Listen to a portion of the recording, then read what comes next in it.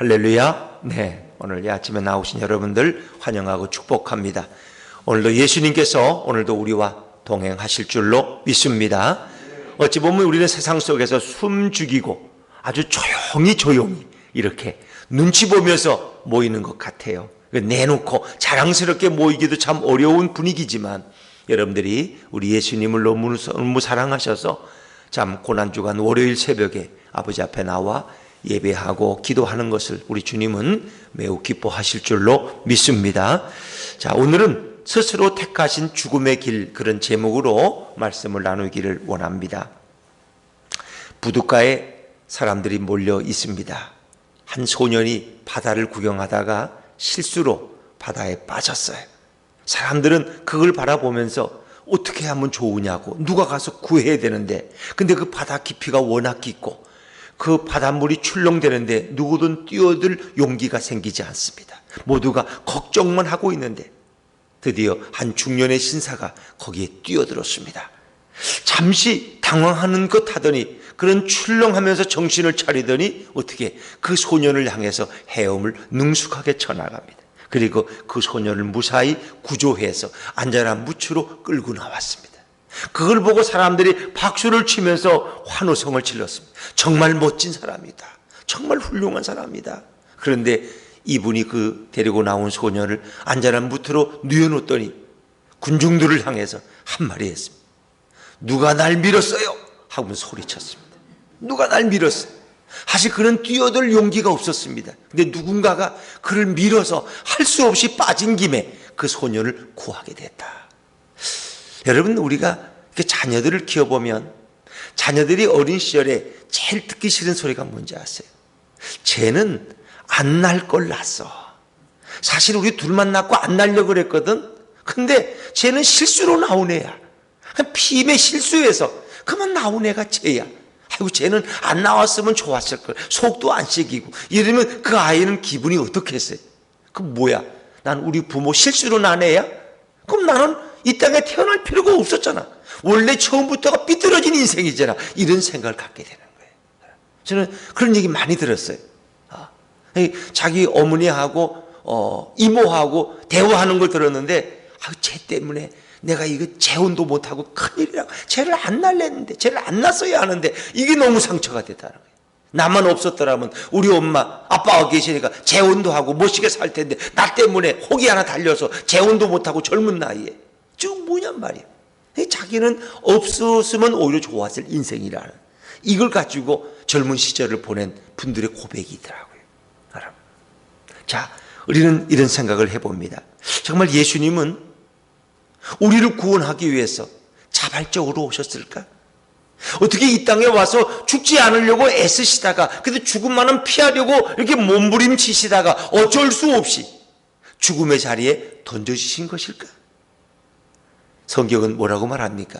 예수님은 우리를 위해서 만세 전부터 계획하셨고 때가 되어 이 땅에 오셨다는 것입니다. 이미 인간이 타락하는, 아담과 하와가 타락하는 그 순간, 아니 그 이전부터 하나님은 우리를 위해서 예수님이 이 땅에 오실 것을 계획하셨고 그것을 섭리하셨다는 것입니다. 우리의 구원은 우연히 이루어진 일이 아닙니다. 그저 어떻게 어쩔 수 없이 그냥 이루어진 그런 일이 아닙니다. 이것은 하나님이 계획하신 섭리하에서 이루어진 일이라는 것입니다. 예수님의 죽음은 떠밀려온 것이 아니라 자발적인 죽음이라고 말씀하십니다. 자, 우리 오늘 18장 1절 말씀을 한번 읽어볼까요? 1절입니다. 1절 같이 읽죠. 시작. 예수께서 이 말씀을 하시고 제자들과 함께 기드론 시내 건너편으로 나가시니 그곳에 동산이 있는데 제자들과 함께 들어가시니라. 아멘. 예수께서 이 말씀을 하시고 기드론 시내를 건너서 겟세마네 동산의 제자들과 함께 가셨다는 말씀으로 시작됩니다. 이 요한복음 18장이지만 앞에 17장의 말씀은 대제사장의 기도예요.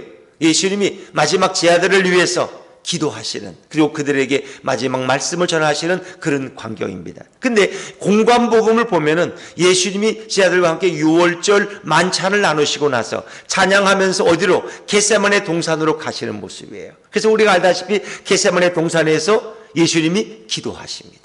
그 마지막 십자가를 앞에 놓고 고난의 쓴잔을 앞에 놓고 예수님이 기도하시는 장면이 나오는데 제자들은 실패해요. 너희가 깨어있으라.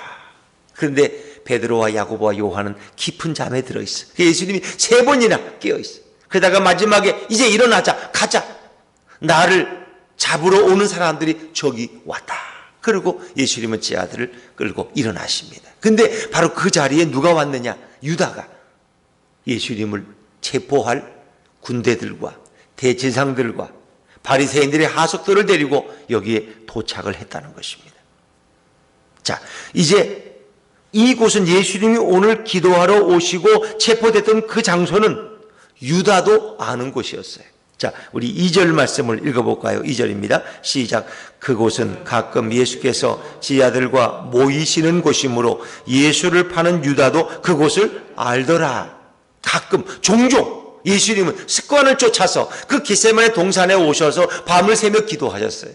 6월절 마지막 만찬을 마치시고 나서도 예수님은 제자들과 함께 겟세마네 동산, 우리가 감람산이라고 하는 곳, 기름 짜는 곳, 그곳으로 오셨어요. 이미 그곳은 유다도 알고 있는 곳이에요. 만약에 예수님이 자신의 죽음을 피하려면, 체포되는 것을 피하려면 그곳에 오시면 안 돼요. 왜? 이미 유다도 익히 알고 있는 공개된 장소이기 때문에. 그러면 예수님은 어디 은밀한 곳에, 유다도 모르는 곳에 가셨더라면 아무도 예수님을 찾아내지 못했을 것입니다. 그러나 예수님은 이미 자신의 죽음을 결단하셨고 그 길을 가고 계셨습니다. 인자가 온 곳은 섬김을 받으려 함이 아니라 도리어 섬기려 하고 자기 목숨을 많은 사람의 대속물로 주려 함이니라. 우리의 대속물이 되시고자 예수님은 작정하시고 그 길을 자원해서 가셨다는 것입니다. 어쩔 수 없이 자식을 낳은 것이 아니라, 밀려서 여기 온 자리가 아니라 그렇습니다. 어떤 분들은 내가 여기 오려고 해서 내가 또 밀려서 여기까지 왔지. 나는 서울에서 목회하고 싶었는데 내가 밀려 갈 곳이 없어서 이 전라도 해남까지 왔다고 이렇게 말할 수 있어요. 내가 그것도 지금 기분 나쁜데 당신이 나를 힘들게 해? 아니에요. 주님이 그를 그곳으로 보내신 거예요. 여러분, 우리는 또 밀려가는 인생이 아니라 주님의 손에 붙들려서 자발적으로 순종하는 아름다운 인생 되기를 주의 이름으로 축원합니다. 우리는 그런 인생이 돼야 돼요. 우리의 한 가지는 다 주님의 손에 붙들려 있는 거예요. 오늘 예수님의 인생도 그분이 하나님이시기 때문에 그 스스로가 자원해서 그 길을 걸어가셨다는 것입니다. 이제 유다는 사람들을 안내해서 예수님을 잡으러 왔어요. 자, 우리 3절 말씀을 한번 읽어볼까요? 3절입니다. 시작. 유다가 군대와 대제사장들과 바리새인들에게서 얻은 아랫사람들을 데리고 등과 횃불과 무기를 가지고 그리로 오는지라. 아멘. 오늘 도저히 하나가 될 수 없는 사람들이 나쁜 일을 위해서 그들이 하나가 됐어요. 로마 군대는 로마 군대예요. 로마 군대는 유대를 통치하고 억압하는 자들이에요. 그들을 바리새인들이나 제사장들이 좋아할 리가 없어요. 그런데 오늘 그들도 끌고 왔어요. 그리고 대제사장들, 이들은 주로 사두개인들이에요. 이들은 부활을 믿지 않는 사람들이고, 그리고 여기 바리새인들은 부활을 믿고 내세를 믿는 사람들이에요. 사두개인들과 바리새인들은 서로 사상과 신앙이 달라요. 그런데 그들이 오늘 예수를 잡는 일에는 하나가 됐어요.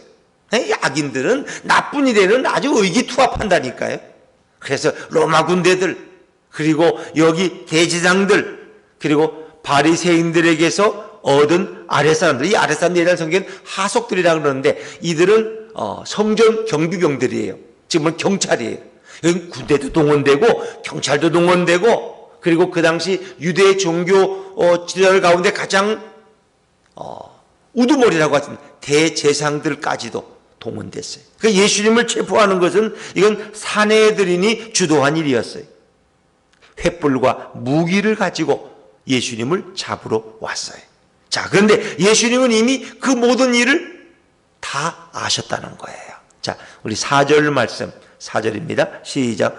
예수께서 그 당하지를 다 아시고 나아가 이르시되 너희가 누구를 찾느냐. 예수님은 이미 이루어질 일을 미리 다 알고 계셨어요. 그래서 우리 마가복음을 보면 예수님의 순환 예고가 첫 번째, 두 번째, 세 번째 나옵니다. 인자가 예루살렘에 올라가면 대제사장들과 장로들에게 체포되어서 십자가에 나무에 달려서 죽을 것이다. 그리고 죽은 자 가운데 3일 만에 살아날 것이다. 예수님은 이미 이것을 제 아들에게 공표하셨어요. 이미 본인은 알고 있어요. 3번이나 예수님의 순한 예고가 성경에 소개되고 있습니다. 그 당할 일을 다 하시고 오히려 그들을 도와주시는 거예요. 너희가 누구를 찾느냐? 왜? 그것이 아직은 어두운 새벽 시간이거든요. 그러니까 누가 누군지 구분이 안 돼요. 그러니까 예수님은 오히려 그들이 예수님을 체포하는 걸 도와주기 위해서 너희가 누구를 찾느냐? 당연히 그들은 예수를 찾는 거지. 예수님은 도와주기 위해서 나가. 빨리 나를 체포해 가라. 그것이 아버지의 뜻을 이루는 것이고 인류를 죄에서 구원하는 길이기 때문에 예수님은 오히려 친절하게 그들을 도와주고 계십니다. 너희가 누구를 찾느냐? 당연히 나사렛 예수라고 말하죠. 예수님이 뭐랬어요? 내가 그니라. 자, 5절 말씀 한번 읽어볼까요? 5절입니다. 시작. 대답하되 나사렛 예수라 하거늘 이르시되 내가 그니라 하시니라. 그를 파는 유다도 아멘. 이 내가 그니라 하는 말씀이 굉장히 중요한 말씀이에요. 이게 원어로 보면 에고에임이라 그랬어요. 내가 그니라. 근데 이 말씀은 당신들이 찾던 사람이 납니다 하는 이런 보통의 평범한 의미 이상의 의미를 가지고 있어요. 이것은 곧 하나님이 자신을 말씀하실 때 표현하는 이야기예요. 이 내가 그니라 하는 이 말씀을 출애굽기 3장 14절에 하나님이 또 한 번 말씀하셨어요.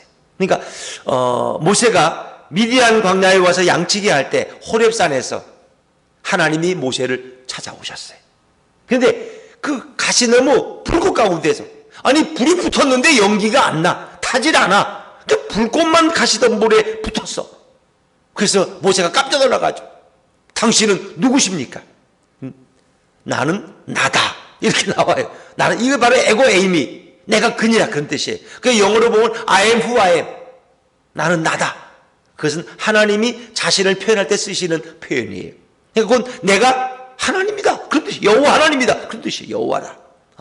그런데 예수님이 오늘 내가 하나님이다 라는 표현을 쓰고 있는 거예요. 그러니까 그 표현도 너무 놀라운 표현이에요. 왜? 그들은 인간 예수를 잡으러 왔거든. 사기꾼 선지자를 잡으러 왔는데 그분이 바로 하나님이라는 표현 속에 그들이 놀라죠. 그런데 이 참 재미있는 거 여러분 주의해 좀 보셔야 돼요. 이 부분이 오늘 이렇게 중요해요. 자, 내가 그니라 할 때 그들이 어떤 반응을 일으킵니까? 자, 6절 말씀, 6절입니다. 시작. 예수께서 그들에게 내가 그니라 하실 때에 그들이 물러가서 땅에 엎드러 지는지라. 물론 내가 그니라, 내가 하나님이다, 내가 여호와다 이 말에 엎드러졌다고 말할 수도 있어요.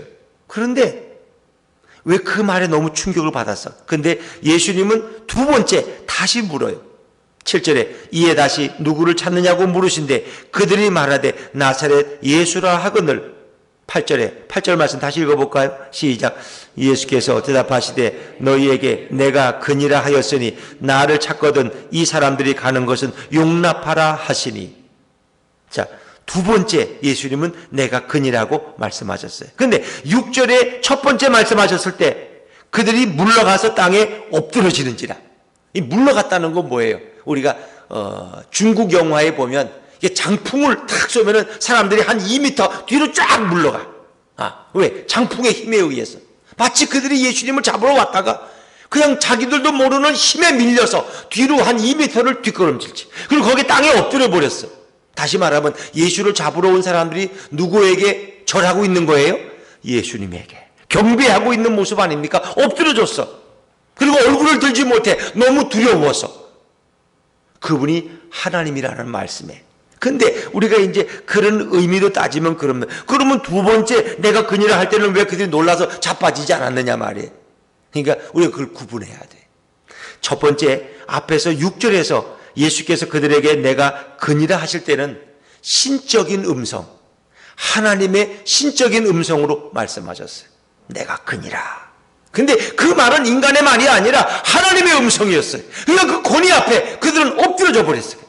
뒤로 2m를 물러가서 2m인지 3m인지 몰라. 그리고 땅에 엎드려서 얼굴을 들 수가 없어. 너무 두려워서. 왜? 이분이 하나님이지. 이건 하나님의 음성이야. 인간의 음성이 아니야. 근데 두 번째 내가 그니라는 말은 평범한 인간의 음성이야. 그러니까 예수님은 하나님이시면서 동시에 인간인 줄로 믿으시기 바랍니다.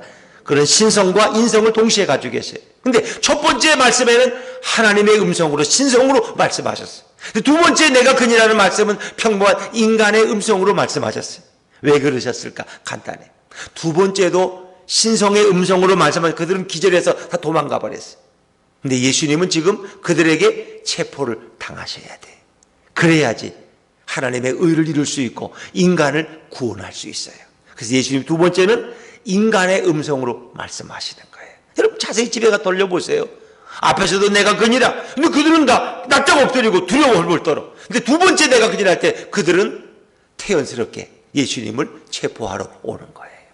그것은 앞에서는 신성의 음성이었고 하나님의 음성이고 두 번째는 인간의 음성이었다. 그 의미만을 따지면 내가 하나님이다. 그 말은 앞에나 뒤나 똑같아요. 의미는. 그러나 거기에 음성이 달랐다는 거예요. 성경은 바로 그것을 말씀하고 있어요.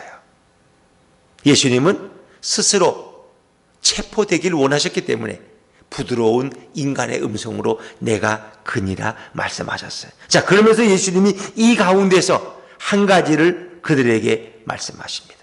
8절에 보니까 너희가 나를 찾거든 이 사람들이 가는 것은 용납하라 하시니 예수님은 그 가운데 제자들을 보호하길 원하셨어요.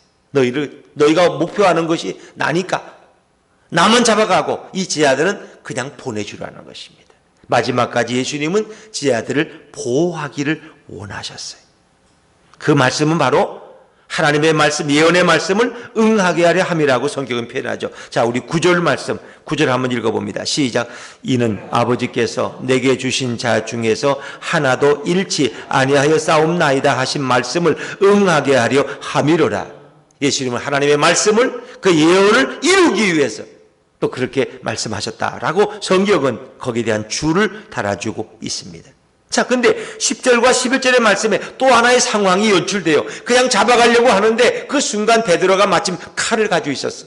근데 베드로가 뭐 칼을 가지고 있다. 열혈당도 아니고 무슨 혁명당도 아니야. 요즘 뭐 혁명 배금당이라고 있어가지고 뭐 당선만 되면 그냥 1억씩 준다 그래서 어떻게 지금 어디를 찍어야 될까 모르겠어 지금. 1억을 준다는데 거기를 찍고 또 월 또 150만 원씩 준대 또. 또 그런 좋은 당도 있어. 에? 그런 좋은 당도 이건 마치 천국당이야. 에? 자, 여러분. 근데 오늘 베드로는 열혈당도 아니고 반역당도 아니고 배금당도 아니에요. 근데 그런 호신용으로 작은 칼을 가지고 있었는데 베드로가 그 순간에 그냥 분노해서 의협심이 뛰어나서 대제사장의 종을 쳐서 오른편 귀를 베었다. 그 말고라는 사람이에요. 근데 다른 성경에 보면 예수님이 이제 칼을 드는 사람은 칼로 망한다, 검으로 망한다. 그러면서 말고의 귀를 다시 붙여주셔요. 근데 오늘 요한복음에는 그건 생략됐어. 그렇죠? 칼을 칼집에 꽂으라. 그러면서 예수님이 뭐라고 말씀하세요? 11절 말씀, 11절입니다. 시작. 예수께서 베드로더러 이르시되 칼을 칼집에 꽂으라. 아버지께서 주신 잔을 내가 마시지 아니하겠느냐 하시니라. 이 잔은 죽음의 쓴 잔이고 고난의 잔이에요. 인류를 구원하는 죽음의 길이에요. 근데 예수님은 내가 그 잔을 마시겠다고 말씀하십니다. 그러니까 베드로의 이 행위는 잘못된 행위야. 예수님의 앞길을 막는 거야. 그러니까 베드로가 예수님이 순환 예고하실 때 내가 예루살렘에 올라가면은 나무에 달려서 죽는다 그랬더니 베드로가 절대 그러시면 안 됩니다. 예수님 뭐라 그래? 사탄아 물러가라. 사탄아 물러가라. 그건 예수님의 이 죽음의 길, 고난의 길을 막으면 안 돼요. 왜? 그것이 우리 인간을 구원하는 길이기 때문에. 그 길을 막으면 그것은 사단과 마귀의 길을 가고 있는 거예요. 오늘 베드로는 아무것도 모르고 자기의 의협심 때문에 예수님의 죽음의 길을 막지만은 예수님은 그것을 뿌리치십니다. 아버지께서 주신 잔을 내가 마다하겠느냐? 내가 마시지 아니하겠느냐? 나는 기쁨으로 이 길을 간다. 왜? 이 길이 바로 너희를, 온 인류를 구원하는 길인 것을 예수님은 아시기 때문입니다. 예수님은 그 길을 자원해서 스스로 선택해서 가십니다. 그것은 예수님이 우리를 얼마나 사랑하셨느냐 하는 것입니다. 하나님께서는 만세전에 그리스도 안에서 저와 여러분을 구원하기로 예정하시고 때가 되어 부르신 것을 믿으시기를 바랍니다. 참 하나님의 계획은 놀라운 거예요. 이미 우리가 창세기 3장 15절에 보면 아담과 하와가 이렇게 선악과를 따먹고 너무 부끄러워. 자기들의 벌거벗은 모습을 보고 그래서 숲속에 숨었잖아요. 그래서 아담아 너가 어디 있느냐? 하나님은 아시죠. 근데 그 부끄러워하는 자기 벌거벗은 몸을 감추지 못하는 그 뭐 나무 잎으로 감춰봐야 해가 나니까 다 그냥 말라서 또 자기 몸이 노출돼. 그 하나님이 어떻게 하세요? 양을 잡아서 그 양의 피를 뿌리고 그 양 가죽을 가지고 아담과 하와를 옷을 만들어 주시는 것. 이 창세기 3장 15절의 말씀이 원복음, 첫 번째 복음이라는 거 아세요? 이 땅에 예수님이 오셔서 우리를 위해서, 그분이 어린 양 예수로 오셔서 우리를 위해서 십자가에 죽으시고 피 흘릴 것을 이미 하나님은 예고하고 계시는 거예요. 그래서 요한복음 보면 1장에 예수님이 이 땅에 오실 때 뭐라 그랬어요? 세례 요한이 보라 세상 죄를 지고 하는 하나님의 어린 양이로다. 우리를 위해 피를 뿌리실 그 예수님, 구원의 어린 양으로 우리를 찾아오신 그분이 바로 우리 고난주간에 묵상하는 예수님이다. 그리고 오늘 체포된 예수님은 이제 그 해의 대장인 가야바의 장인인 안나스에게 끌려가서 신문을 받으십니다. 근데 그 해의 대장인 가야바는 어떤 말을 했느냐? 자, 14절 말씀을, 14절입니다. 14절 같이 읽죠. 시작. 가야바는 유대인들에게 한 사람이 백성을 위하여 죽는 것이 유익하다고 권고하던 자로라. 어떤 일이 일어날지도 모르는 이 어리석은 대제상을 통해서 이미 하나님은 예언하고 계셔요.